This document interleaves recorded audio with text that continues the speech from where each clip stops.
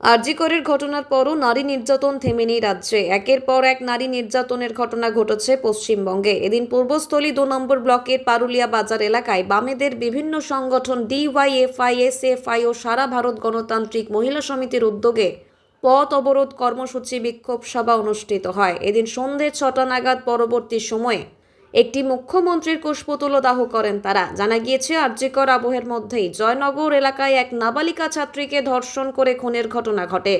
তারই প্রতিবাদ জানিয়ে দৃষ্টান্তমূলক অভিযুক্ত শাস্তির দাবি করে বামেদের এই কর্মসূচি। এদিনের এই কর্মসূচিতে হাজির ছিলেন ডিওয়াইএফআই রাজ্য কমিটির সদস্য বীরেশ্বর নন্দী, ডিওআইএফআই আঞ্চলিক কমিটির সম্পাদক প্রবীর দেবনাথ, এসএফআই লোকাল কমিটির সম্পাদক হাসিবুল শেখ সহ বিশিষ্টজনেরা। আমার বাড়ির দুর্গা যদি কলেজে না যেতে পারে তাহলে কিসের উৎসব, কিসের শারদীয়ার উৎসব? আর মমতা ব্যানার্জি এখন সংসদে